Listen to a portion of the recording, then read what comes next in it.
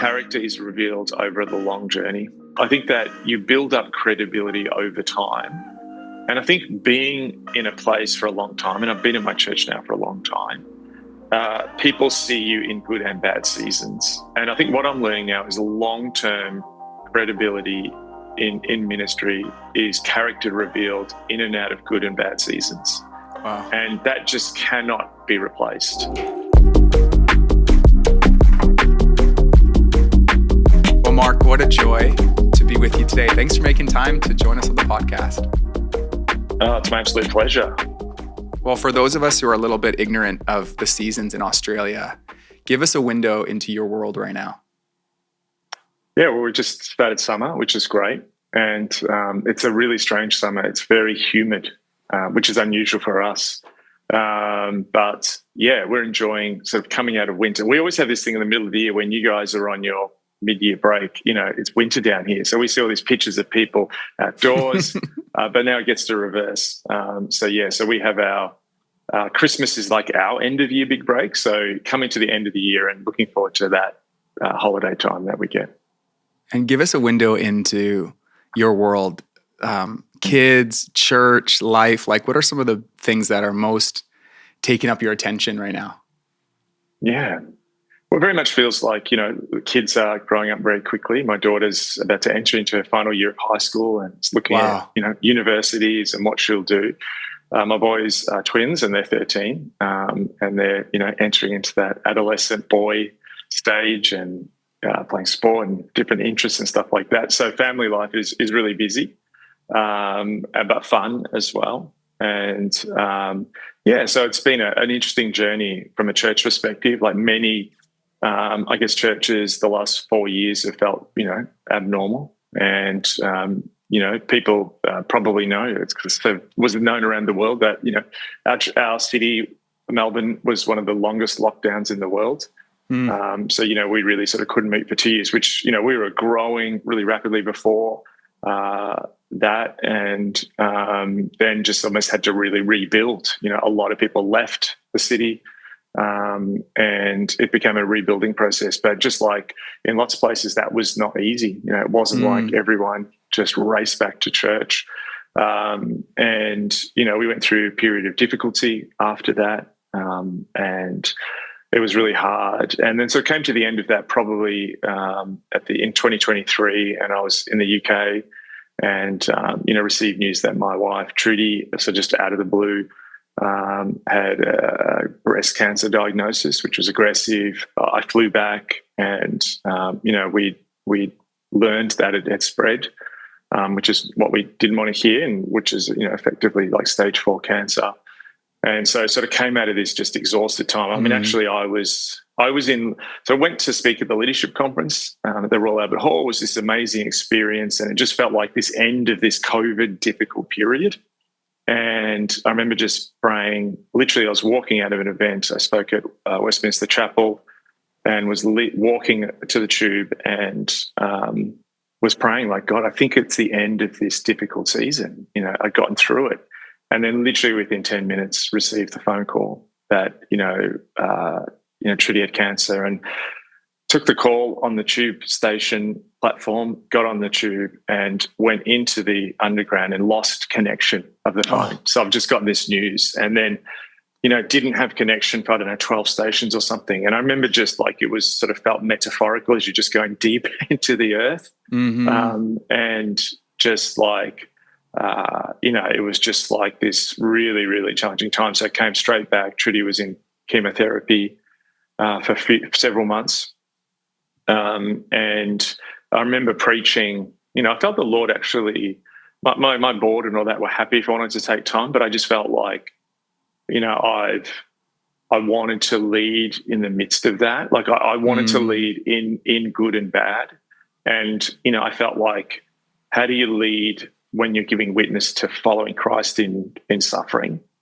And so, I preached through that period, and I remember just thinking like, oh God, like I've just gone through this period. How do I lead in the midst of this? And I remember like, I got up to preach, and you just got people in the audience weeping. Like I could hear it. I wasn't even talking about Trudy. But it was really interesting that it took, I think, our church on this deepening And so the last year since then, Trudy, in January, she finished her chemotherapy in January. We had our first set of scans. So our life from here on will be live scan to scan. And our prayer is that the cancer doesn't return. But the first sort of scans have been clear and the treatment was successful. She now has to live with every 2 to 3 weeks, or 3 weeks. She has infusion. And she also is in ministry, Trudy. She's the National Director of 24/7 Prayer Australia. So it's been a life-changing experience for us of what is important, what is not. It's really interesting. It changed a perspective of, I'll talk about more of this, but I've always loved Eugene Peterson's A Long Obedience in the One Direction. I used it in my books. But it's really interesting when I realized there was an assumption in that I have a long obedience, that's going to be long. And, I began to think about ministry, like what if all of a sudden you start questions like, what if you've got a year? What if you've got 2 years? How will you live? And it completely changes things. And so I think the last year's been this consolidation year for our church. We saw our church go deeper. There were people who came during that time and not the kind of people who were going to come to the latest up feeling great church. I think that our church is in a really healthy place now, and it's in a deepened place, and we're excited about the future. We just started a second location in the midst of all of that journey. We felt the Lord asked us to do that with virtually no prep, and the Lord's really gone ahead in that. Yeah, so we're excited for what the future is, but it's a totally different way of living that we're in now. But also, just seeing his goodness throughout it. I think one of the things that I notice in ministry is we change, and then the way we minister changes. There's certain charisms and part of our wiring that it almost feels like we spend our whole life discovering what's always been there. But then there's these experiences of you go through, or you have a front row seat to somebody else or your city, and it does fundamentally change the way you show up towards the people you minister to or the way you preach. And it can sometimes be hard to put language to, but how have you observed you've changed, or how your pastoral or your preaching has changed because of the suffering or because of what you've gone through? I think it gives you a doorway into other suffering, where it's not like, here's great content around suffering. Is there a need for good content around suffering? Yes. But I think there's almost an unspoken bond that people feel when they identify that you've been through something. Yeah. And it's been interesting, God used that in Trudy's life as well. She finds herself in conversations in stores with people, on this cancer journey, where she's ministering to someone she just bumped into a store who's had a cancer journey. So I think for me, it realized that there's an intangible element. I think the other thing, we actually talked about this in the office yesterday, I think that charisma in terms of personality and talent is often what we look at. We don't realize it, but we look at it and say, I think I'm learning that character is revealed over the long journey. And I think that you build up credibility over time. And I think being in a place for a long time, and I've been in my church now for a long time, people see you in good and bad seasons. And I think what I'm learning now is a long-term credibility in ministry is character revealed in and out of good and bad seasons. Wow. And that just cannot be replaced. And I think so much of ministry is coming in and making a big splash, or at that, even I've noticed too, as I travel around the world and speak, and I now see that less about speaking as being present in certain places. And I think when I was younger, I was I want to go to that conference and give that great talk, and that's what I'm there to do. But it's also, I think, how I speak to the person who picks me up from the airport and how I interact with people. And it's not about content. Increasingly, I realize it's about presence. And the presence of God, and then our presence. Yeah, so there's just some things off the top of my head. I appreciate that. What it is kind of a shocking experience that when you go through, maybe shocking is not the right word. I think, and this doesn't just apply to pastors, but being in a leadership role while you're suffering or while you're hurting or those you love are hurting is a unique challenge. And it's almost like whether somebody listening right now is in that or at some point will be, what advice would you give for our brother or sister who finds themselves leading through pain? And sometimes that pain you can point to, like this is the circumstance, but sometimes it's just you can't name it, but you're hurting. And you're like, I think I need to still show up to lead my church. And what advice might you give? I think there's two types of pain. And I think that I realized that as a pastor, I'd had lots of advice around internal pain.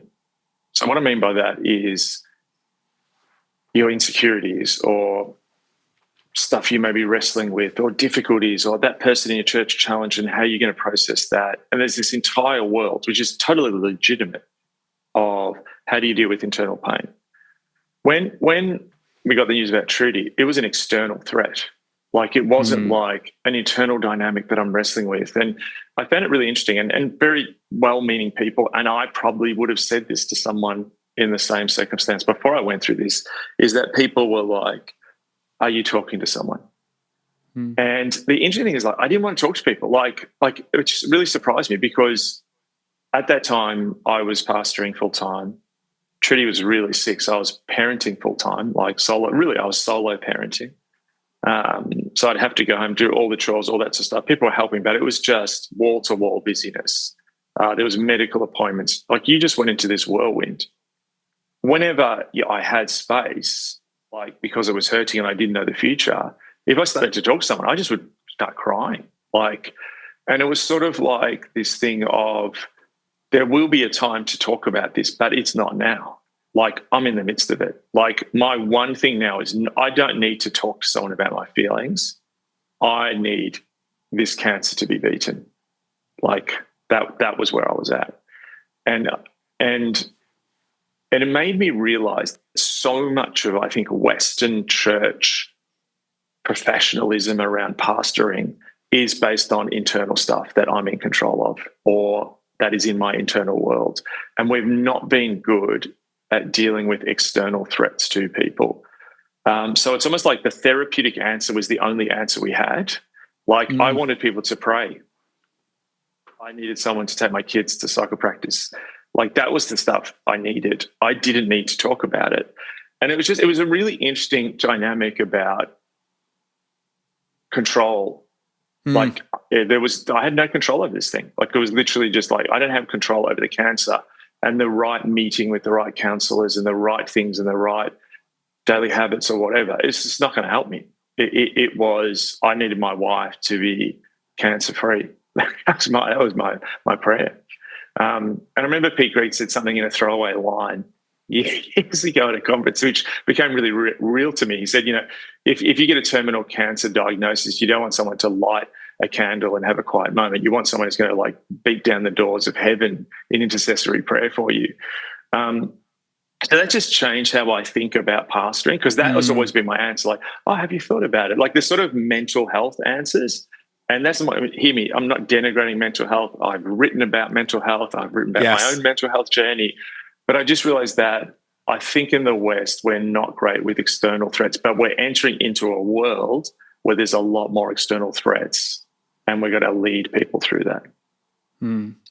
We had a denominational leader visit our staff at the Way Church, and he had spent the decade before doing international work, primarily out of Southeast Asia, but really global in perspective work. And he's on his way back to Canada to say yes to this national role. And he is in Vancouver, so he kindly visits our staff. And I always like, if you're in town, I'm like, come spend time with us. And so I said, can I ask you a few questions? And I said, hey, what's something that you think we need to be thinking about right now? I'll probably ask you that same question in a bit. And he was like, I think that the Canadian church, and I want to quote him right here, needs to develop a better theology of suffering. And what he was speaking about was we've created like a life with God in such a peacetime mentality that we don't even have a grid or category for when things get externally hard, like you described, like for a whole of a society or for Christians over time. And he was really speaking after spending time with the persecuted church, and he's going, hey, like this is something that is so evident in the New Testament, so part of the life of so many of our brothers and sisters in the faith around the world, but so absent in our context. And I don't want to map exactly what you're saying over that, but it makes me think about this reality that there is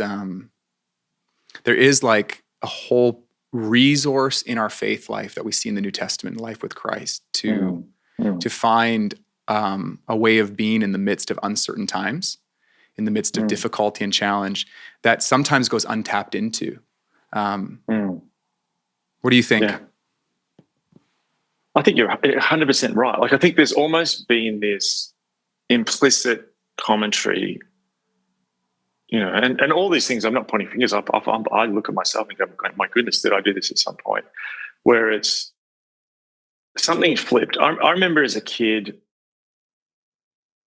meeting a really older lady who was a missionary in China, and her sharing her experiences during the Chinese Civil War and, all these experiences, and it was suffering, She would have had a comfortable life in Australia, left that, went to China and entered into suffering for the cause of Christ.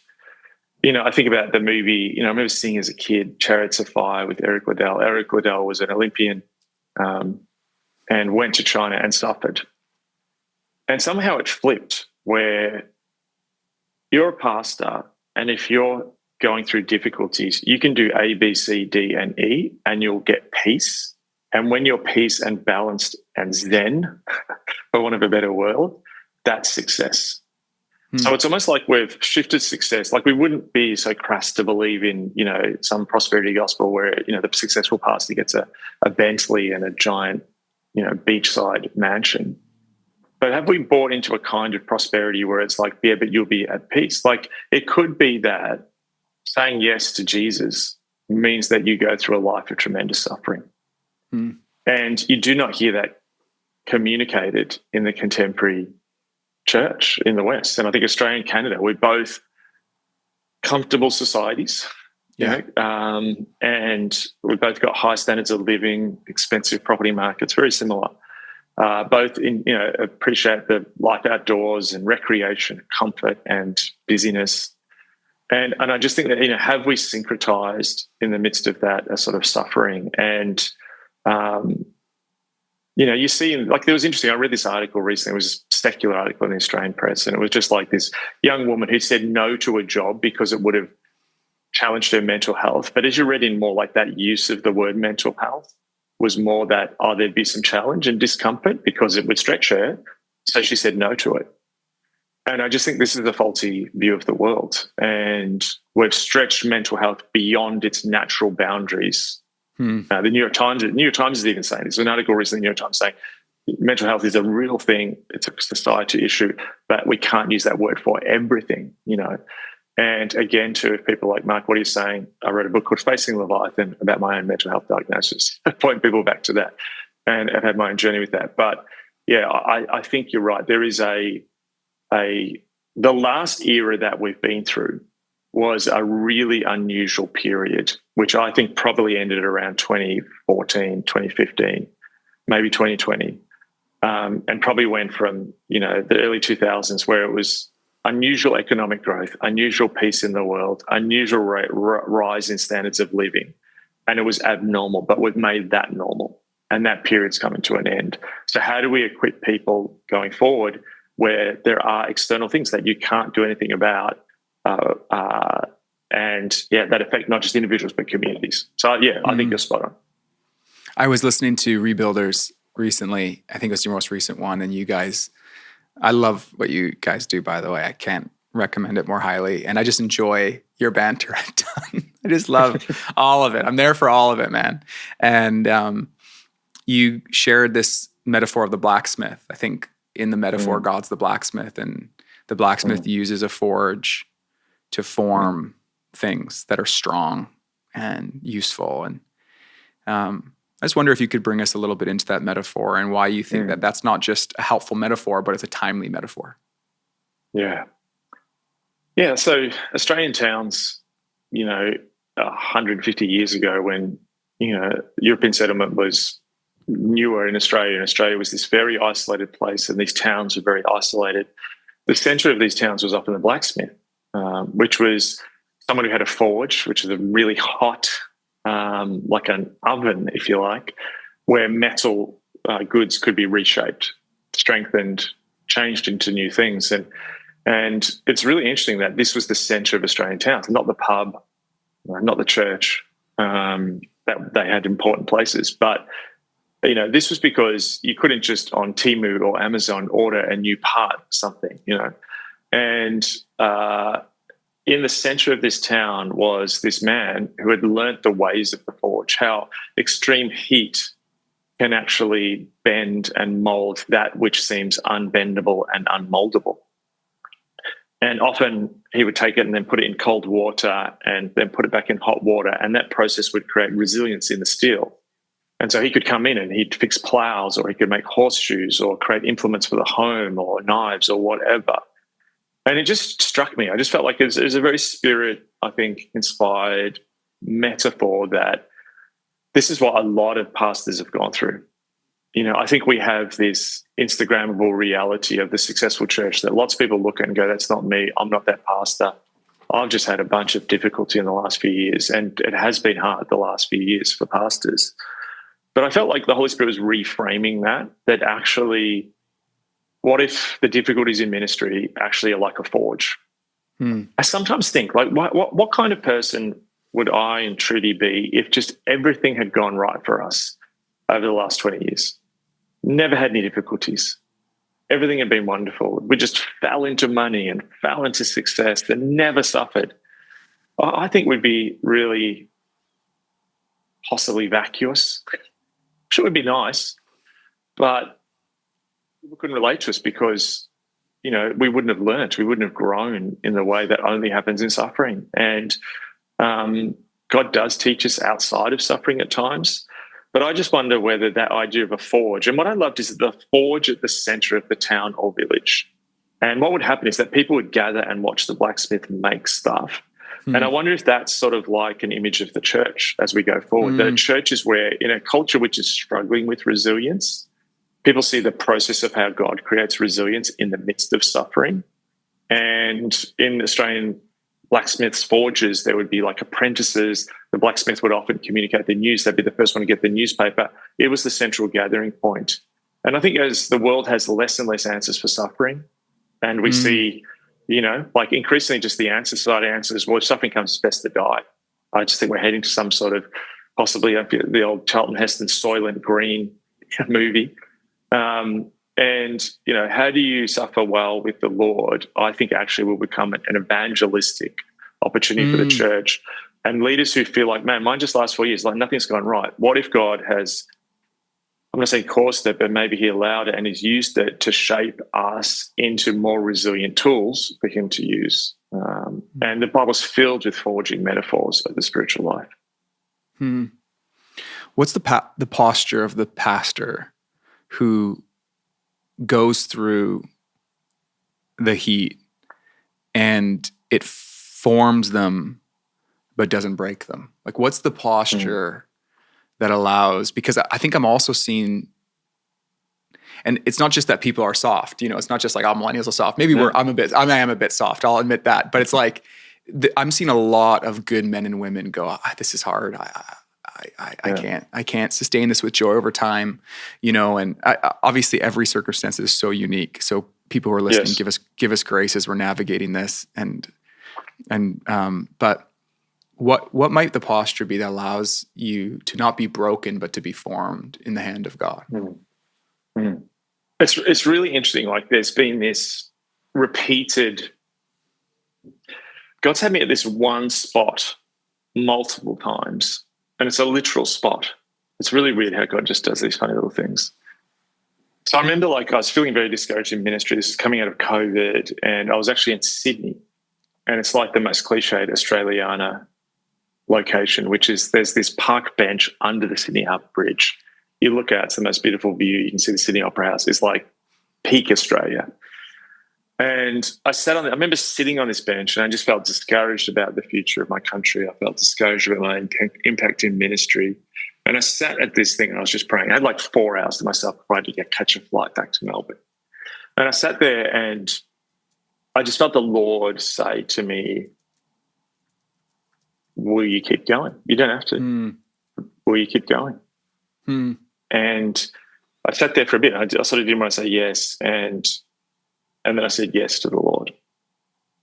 After that, the difficulty didn't go away. Coming out of COVID, like so many places, we went to this real difficult season of conflict and backlash. It was absolutely horrible. And I found myself back in Sydney, and I found myself wandering around the harbour, and I saw the bench, and I felt prompted to sit down on the bench. And I felt the Lord ask me the question again, will you keep going? And I said yes. Then I get Trudy's diagnosis. I didn't travel at all that period. We did one thing where we flew up to Sydney for the day. I went in our city a day, and we interviewed this historian of awakening in Australia. And they were doing some cutaway shots with Chris and Lydia, who'd gone up with me on this flight. And they're like, we're just going to go to Sydney Harbour. And they're shooting down at the harbour, just these cutaway shots for the video. And then I'm like, there's the bench. I was getting emotional on this podcast. What do you guys do to me? And, and I remember sitting in the bench, and I did not know the direction that things would go. And I remember the Lord saying to me, whatever direction this goes, will you follow it? And I remember saying yes. And that's if it wasn't the direction that I want. And I think it is that. It's as simple as, will you keep going? And I think also I'm cursed by the fact that I don't read lots of new Christian books. I read some new theology books and stuff like that. I tend to read older Christian books. And when I see them, it's a story of suffering, I just reread, John Wesley is one of my heroes. I just reread another biography of him. And the guy had an incredible impact. It just staggers me, the effect of that revival across the world, affected both our countries. This one man, the generations after. And his life was not fun. It was filled with suffering and backlash. And so I struggle to find the great men and women of God who have just had an easy ride. So in a sense, I celebrate them and their yeses to keep going and impact the kingdom of God. And I hunger to impact the kingdom of God and partner with God. So I have to say yes. So I think it's as simple as saying, in this season, will I keep going forward? And I think some of these issues around sustainability and burnout, a lot of things have got messed up together. And I think that we've misinterpreted difficulty. There's a difference between working 80-hour weeks or 90-hour weeks and burning yourself out and that not being sustainable versus going through difficulty and the sustainability of that. And there's a witness in suffering. So for me, I think it's actually a perspective change more than anything is at the center of it. And our Lord suffered. He in the garden said, take this cup. So he understands that sense of not wanting to go forward, yet he went forward and we get to live in the good news of the gospel because of that. So I think it's a posture, and I think that probably there are people listening who actually have been saying yeses and perhaps have not had the language for it, and the fact that you're still here, still on, still leading, you've said yes, and maybe in this moment, and maybe this is prompting of the Spirit, you just need to hear the gentle encouragement of the Spirit, sort of well done for saying yes and keep on going.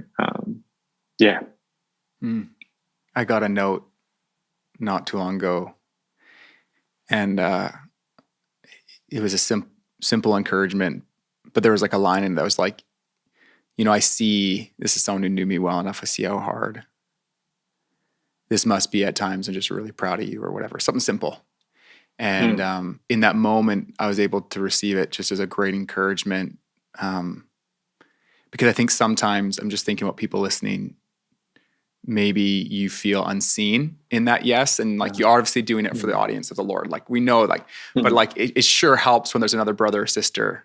It doesn't need to be a lot. It doesn't even need to be the whole church, but just goes like, I see your yes. And I'm, it matters, and I would love it if people listening, I can't imagine a pastor who's been in the game for any number of years hasn't had to say a couple hard yeses to keep going, even though I just would love for them to hear from us and probably the other people listening. There's a chorus of brothers and sisters saying, yeah, I see that. And also just hearing you say that, Mark, like the question I wanted to ask, but I won't ask, but like, was like, why say yes? And it's like, it's more rhetorical than anything. It's like, I can't quite explain the yes to the Lord for me either, but it's like, for me, it's like the Peter thing.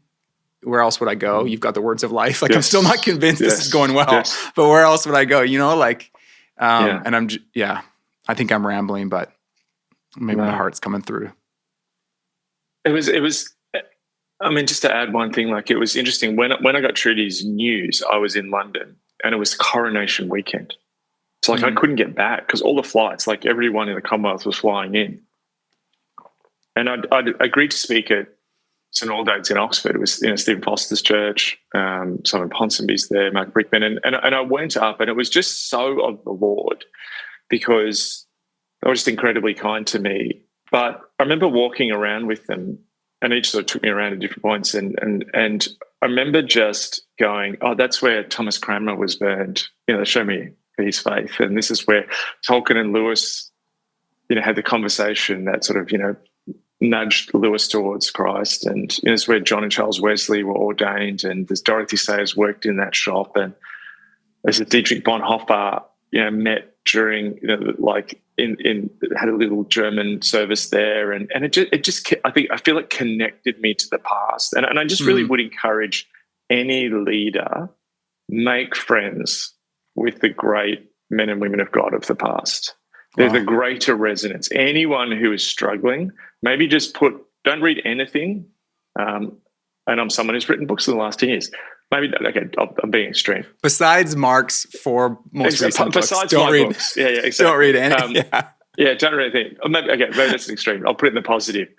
Read biographies of the great men and women of God, and they will become your friends because their lives are marked by suffering, but also they'll show you how to see beyond just the cultural milieu we're in. And we have this thing of like relevance and understanding our timing. As I get older, the past speaks to me more. And I don't think that's even a conservative bent or anything like that. It's just more because, our current culture has blind spots and the past has answers, particularly in walking through these things. I want to shift gears a little bit. And I'm going to invite us to move at a pace that might be not typical. I want to ask a question. I want to know because this is how you've been a great help for me and many is there's so much data to take in. Not only are you helpful in consolidating different plot points in the global story or in the cultural story, but also trying to say, hey, maybe just this is worth looking a little closer at. And there's lots going on. I just wonder for pastors serving across Canada right now, what are a few things, and we can just kind of like hit them that you're like, hey, it's worth double clicking on that. It's worth looking a little bit closer. There's so many things we could be putting attention on, but what do you think that pastors in our time should be paying attention to that's happening in the global cultural story that's worth pausing a little bit to look closer at? Yeah, great question. Well, I'll bang through some. Number one, we are at such a pivotal moment of change. And I feel like I've been talking about this for a while, but I'm astounded every time I open the news app on my phone at the level of change we're going through. And there's been a period which we've lived through, and it's been the shaping period. And particularly for leaders who, I'd say, if you're under 45, you've really lived through one era, and that era is coming to an end. I'm just going to say that. The world is about to go through some dramatic shifts economically, socially and culturally, geopolitically and politically, and it's going to change everything. And so there's going to have to be a lot of adaptation by people. And some people may be hearing that going, oh my goodness, I feel like I've been in complete change and topsy-turvy world since COVID or whatever, or even before. But I just wanted to sort of emphasize that in the midst of that, I think there's some tremendous opportunities coming. So, yeah, I mean, I can just give you a quick couple cultural touch points. Go for it. Take it there. The US created a world model of globalization since the fall of communism, where the model was, as the US rises, the rest of the world will rise. Canada at this moment is experiencing the threat of tariffs and stuff like this. It's very possible that we go into a world where the US rises and other English-speaking countries like mine and yours don't rise, in fact, decline economically, because there's an America First policy or a China First policy. Donald Trump has just won the presidency on an America First platform, and Xi Jinping has a China Dream platform in China. So the two world superpowers are pursuing a much more personal thing, and that will have economic effects, which has real world effects on the standards of living in mine and your countries. People are not thinking about that. There's a lot we've assumed about a standard of living that was actually dependent upon forces outside of mine and your countries. That's going to change now. That will always change culture. We have seen very quickly a massive, and I'm not saying this is a polarization thing, but a lot of the conversations which have seemed really, important around certain social issues are going to change very quickly. You're going to see I think we're seeing a significant shift towards the right. But what's interesting is that first happened in Europe. So the people voting for further reaches of the right in Europe were the young. In the English-speaking world, until recently, was like, oh, it's the old boomers who just want to go back to conservative values. What began to happen in Europe was your person who's voting for the centrist, centre-left parties were baby boomers, and those voting for the far right were young, Gen Z or Gen Z. I'm not sure which Canadians use. Do you say Z or Z? Z. Z. Good. That's is that right? Are Australians and Canadians on the same page on that? Yes, we got the Commonwealth Twins English, King's English, Z. So now, interesting, in the last US election, that began to shift.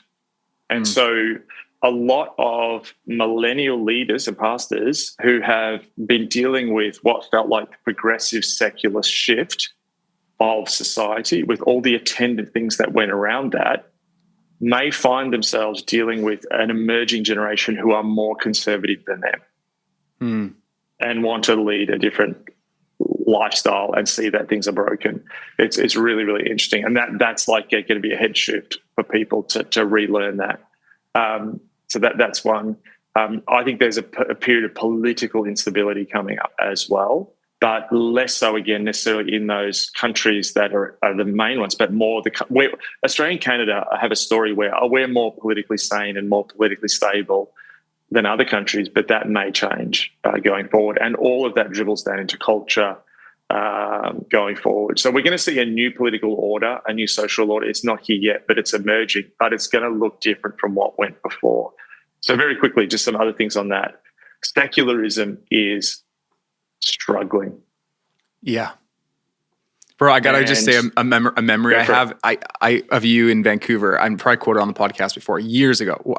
What year would have this been? 2019? 2019, yeah. You small group of pastors were having lunch. You're so gracious to do that. And correct me if I'm getting the language wrong. You either said something like secularism is weaker than you think, or the cracks in secularism are beginning to show, or you said both those things.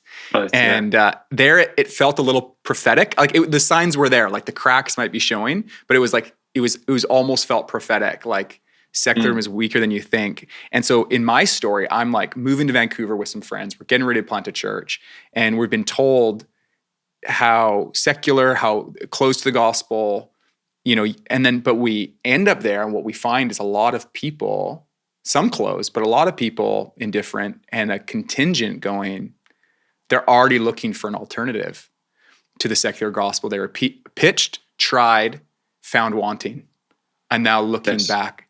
And so it's just wild remembering you say that 4 years later, going, and maybe not, I wasn't maybe convinced then, now going, Absolutely. I mean, this is most of the young adults, and even my peers, millennial peers, starting to raise kids and going, I don't want to raise my kids in the secular ideology that I was baptized into. 100%. And this is happening across the West and across the world. And, I won't even go into individual details, but hearing from Europe, New Zealand, Australia, Canada, US, just people almost in shock in secular cities of literally people just cold turkey walking it off the street. Like, I want to know about Jesus, multiple religions, people just turning up in church services. The amount of people turning up because they're having encounters with dark spiritual forces. I know churches which don't have a big theology around spiritual warfare of deliverance, and there's people like rocking up going, oh, can I be delivered, exorcised? Like hearing non-Christians, there's non-Christians who are arriving first at the language around demons before they're even saying there's a God. And just a couple of vignettes, in England, people like Dawkins now moving from, he's an atheist still, but he's now calling himself a cultural Christian. Stephen Fry, another atheist, using that language. Nick Cave, the independent alternative Australian, musician, heroes from Melbourne. He's Mr. Alternative, grew up as a kid seeing him, who's struggling with drugs. The further sort of left, indicator of my city, now writing articles and appearing at the Unheard Club talking about, since his son's death, he's going to church and saying stuff like, I don't want spirituality, I want the proper stuff of religion and edging towards God. Justin Briley's work in the intellectual stuff that's happening in London amongst a lot of intellectuals who are now exploring God. In the US, you've got congressional hearings of, people in the national, security state talk about UFOs. And, oh, by the way, the UFOs aren't aliens, they're probably demons. All this stuff is out there. I would call it the Joe Roganization moment, where, the way that you've followed culture, a number of years ago, 10, 15 years ago, you read the op-ed in, I don't know, the Globe and Mail, or, what the sort of experts on, the talking head who lived probably in the Toronto, Vancouver bubbles or whatever, we've got a Melbourne, Sydney bubbles, whatever they are. Those audiences are tiny. The audience of CNN is tiny. Joe Rogan's got millions and millions of people, and they're talking about ancient aliens and all this stuff. That's where the public is at. And I'm not even saying all that's healthy. Hear me right here. But there's a massive shift that people need to be aware of, that you get on a bus now and you talk to a stranger, they'll want to talk about ghosts and UFOs and psychic readings. And, I'll just give one quick story to land all this. We had 2 years of lockdown. We couldn't go more than 5 kilometres in Melbourne. So I couldn't get right to the downtown centre of the city because we're outside that 5 kilometre bubble. When the bubble lifted, I went with my daughter into the centre of the city. A lot of shops were still closed, stores were still closed. And I saw this line of young people, mostly young women, like Gen Z. And we followed the line, like, where's this going? Is this some pop-up ramen joint or something like this? Get to the end of it, and there's this figure, and it's a hooded figure with a straw face, and it's basically this witch figure, and they're lining up to all get their psychic readings done. Wow. We just started this new congregation. We got the data for that area. It used to be people went to that area for certain stores. The number one reason they're now going to this area is for psychic readings. That's the number one thing bringing people into this particular area that used to be known for its food and cafes. Something shifted. People need to be aware of it. So we're entering into massive change, but massive opportunity for the gospel to go forward. Yeah, it's interesting. Like, there's all these unique opportunities that you mentioned, like the church providing a response for suffering when the promise of prosperity in perpetuity begins to show its faults, or the opportunity of spiritual authority in the midst of a world where people are becoming more aware of spiritual dynamics. Like, there's one wild alpha story. I hope it's appropriate for me to share it, from our church. There's one of the ladies in our church was getting some sort of like her eyebrows done or something like that. And the lady doing it was talking about her own like spiritual journey, and she talks to different spirits or something like that. And I don't know if it was like prompted by the Spirit or this woman in our church is just, she's awesome. I think if I understand it right, she said something to the effect of like, yeah, I know the one who all of those spirits submit to.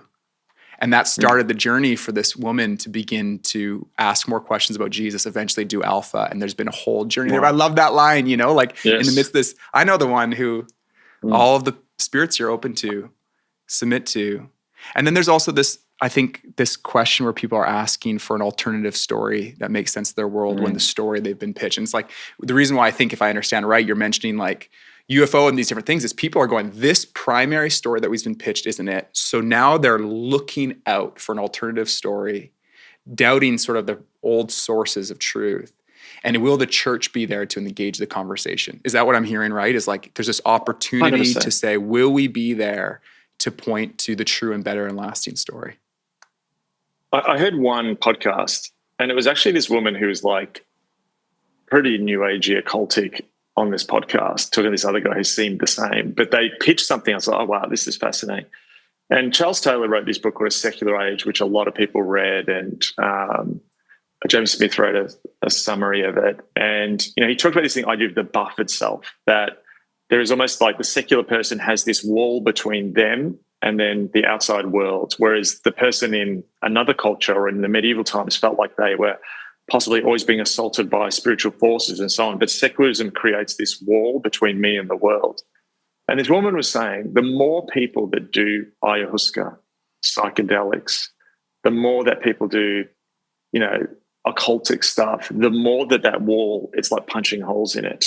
And I'm like, wow, that's right. Now, her argument, because she wanted everyone to get into their cults, but I thought, hang on, if they're saying that, we need to be attuned to this. That, you know, I'm hearing that. I'm hearing people like literally turn up at churches like, I was just on LSD last week and demons are assaulting me and I'm sick of it. Can you guys help?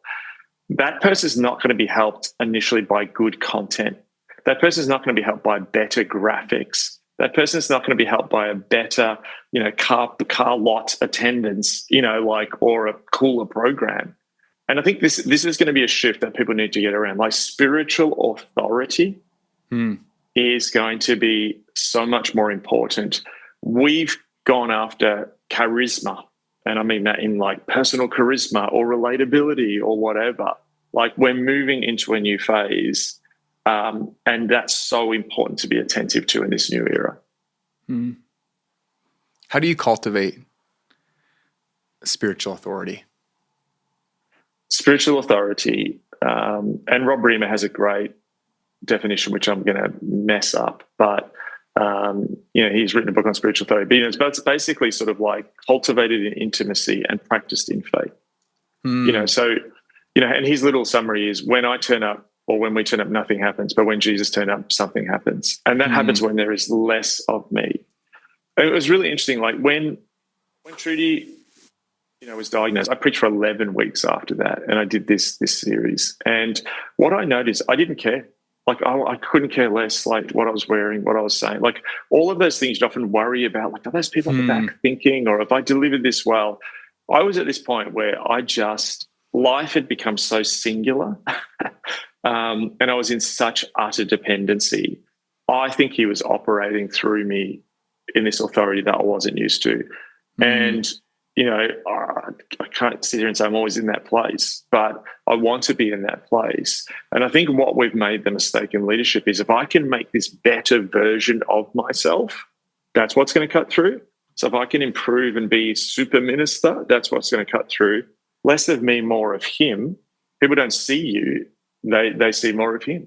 And I think that's the way forward. And the good news of that is, in the super me world, as minister or pastor, you're always going to be looking at the minister on Instagram who's smarter than you, or more articulate than you, or more organized than you, or more balanced than you. It's got better mental health than you, or whatever.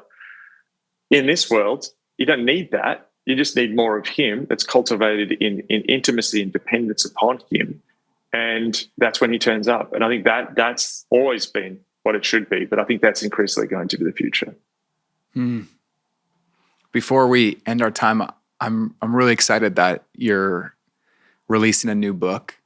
I've really appreciated your writing. I even like the OG stuff, Facing Leviathan, and the response to On the Road that you did. I love that. And Disappearing Church and Reappearing Church and all of these books. But I'm really excited that you're sharing another one with us.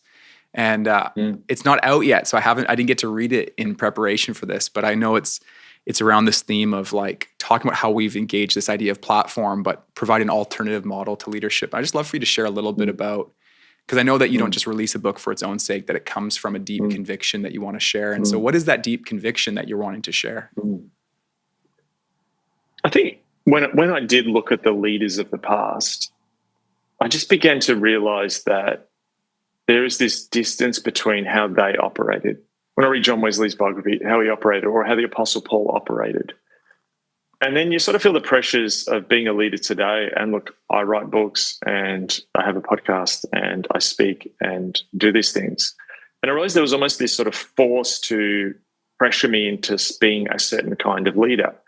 And I think that's not just true of people who don't write books or don't have a podcast. There's pressures there. It's not just in the church, it's in society. And the whole language I noticed people were using was, oh, you've got to have a platform. It's not like God's chosen you to have a message and you're a bearer of the gospel, so therefore go forth. It's like, well, if you're going to go forth, you've got to build a platform. And that could be social media followers, that could be speaking at conferences, that could be getting a big church or whatever. And I just thought, what on earth is this concept of platform? Like, it's quite new. Like, you don't hear it going back further. It's really grown up in the last 20 years. So I just kept hearing it here in the business world, here in other places. You've got to have a platform. And so I just began to dig into that. And, you know, it's a newish idea, but it has, I think, ancient roots. So I very much go into this idea. And part of it, I won't do the whole book now, but the idea that it's been shaped by our society now. The driving force shaping our society is digital platforms. And there's some great good that they have. We're chatting now on one. But they have completely radicalized. A lot of that cultural, social, geopolitical, economic disorder I spoke about is being driven by the shift from institutions to digital platforms. And one argument you could sort of say is what happened in the US election is the digital platforms switched from one political party to the other and now have possible greater power. I just began to think, well, what's an alternate to this? Like, surely ministry isn't me somehow just generating enough followers and getting such a large place to stand that then I communicate my message to the world, my voice, and I must be seen, you know, because that's ultimately what a platform is. A platform is a stage. It's an elevation. Interesting, the Egyptian creation story had some parallels to the biblical story. In the Egyptian story, there was like an unformed waters, and then the land came up and it created a platform for a God-man Pharaoh to stand upon.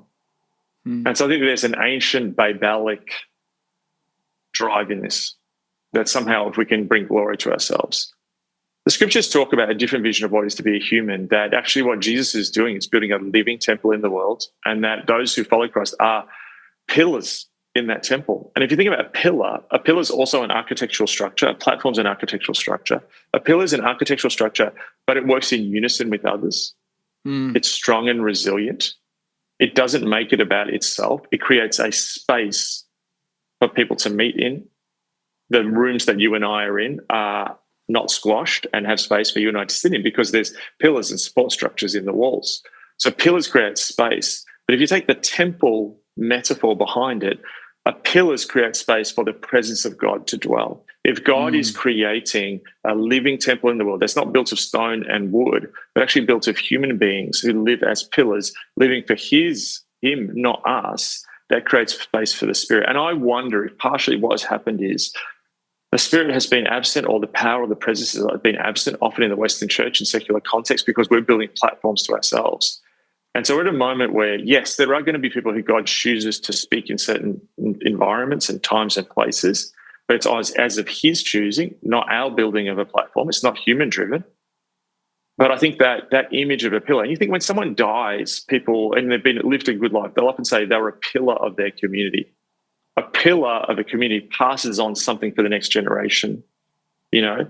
And so for me, it just becomes such a more life-giving vision of what it is to be a leader. And I think some people out there, perhaps again, speaking to the audience, have been listening, and perhaps you've unassumedly had this idea, well, I don't have a platform, or haven't been able to build a platform, so I don't have consequence, or I don't have, my ministry has not been successful. But actually, you've been a pillar. And a pillar is not as flashy as a platform. Platform's about elevating one person. And so, what if we created space? And this is not some I think leadership's still important. It's not some anti-leadership philosophy. But I do think, what if we began to pursue pillarship more than just the creation of platforms? And so many of the terrible news stories that we've experienced in leaders falling, or disappointments, or people going off the deep end, moral failures, theological failures, so many of these stories are because a person built a platform. And you put something on a platform, it often becomes an idol. And I just wonder if the way forward is for the church to recapture that idea of what it is to be a pillar. And pillars work in unison. So what you guys are doing in Canada, what we're doing in Australia, what if it's sort of a ground up, emergent answer for secularization that's going to happen in lots of places. And God's raising pillars in this time. And just I remember I had a real sense when I spoke in Vancouver in 2019, what you referred to before, and we did an event for pastors. And I just had this sense at that time that God was sort of seeding certain leaders and calling people in the world, like a new cohort of leaders. And you go past 5 years from then, months after that COVID, the first person in Wuhan would have got COVID. And so much has happened then. And what are some of those seeds have grown into trees, but those trees have been fashioned into pillars. And that's actually been the journey of forging of the last few years. So my sense is that across Canada, there's been a bunch of pillars, but we're missing them because we're so obsessed with seeing the platform. But God is creating a dwelling space for His Spirit to come and fill the church again in Canada as He creates pillars, strong, resilient, working units, and creating space for others and for Him to move. One word that you shared as a word of encouragement, I think it was on one of these conversations for the Canadian church, was almost don't look for one star, but a constellation of stars. And I feel like those metaphors map this idea of yes. And I just think that is what God's doing in our time. There's not, because we felt this, we felt like these particular men and women who were quote unquote the ones leading the church in Canada, or whatever kind of phrasing. There's always a flaw in that kind of phraseology, but you know what I mean? If they're not there, then who? And I think what has happened is a constellation of people and pillars working together in harmony. Yeah. And that's a story I want to live into. Mark, Amen. before we end, anything that was on your heart that you want to share? Yeah, I just think be encouraged, those who are listening. Despite all, I've shared my story and it's a tough story, and I wish it was a different story in some ways, but it's the story that God has led me through. But, I come to you despite all those things happening, so encouraged. And just you're one of the most hope-filled persons I know. I had prepared a question that I didn't get to ask, and I won't ask it because I got to let you go. But it was you usually are the one informing me of the worst global news. But at the same time, you're one of the most hope-filled people I know. And I mean that. And I want you to hear that. I wanted to honor you. You are someone who, while being fully aware of just how much brokenness is happening all over the world and how it's connected and how the future might be dark, is so full of hope for what God's doing. And I just love that about you, Mark. And I'm so thankful for that part of your voice. Well, it's genuine. It comes from seeing how God's worked in the past. And look, you're right. I felt prophetically these certain lines around secularism's weaker than you think. And it's just I'm seeing this, I think we're at a moment where, there are people in your community who are one step away from coming to faith. I just would encourage, we just did a series on the book of Ephesians, and Paul, talks about multiple dimensions. And Darrell Johnson, shout out Darrell Johnson. Shout out to Darrell Johnson. In his commentary on Ephesians says, we often look at the world through the environment in two dimensions, the environment and ourselves. But what Paul's trying to get us to do is like, there's 4 dimensions. Yes, there's the environment, there's ourselves, there's the living God who's active in the world, but then there's the heavenlies. And my hope comes from the living God and the heavenlies and what's happening in those spaces. And I think we need to be aware of what's going on with ourselves, what's going on in the environment. But I feel like what's happening now is that veil's been ripped off. We're in Ephesus. Wow. We're not fully in Ephesus, but this feels like more of an Ephesus moment than what it felt like in the early 2010s. So I'm extremely hopeful, and I think God's been preparing many of the people on this podcast. And I said this before. I do believe that God has positioned Canada and leaders in Canada for a particular reason. And He's doing this all over the world. But to have hope and to see a broader picture and to keep going, because I think that there's the harvest is plentiful. Amen. Well, thank you for making so much time with us today. It's such a gift. I'm so thankful. It's my absolute pleasure.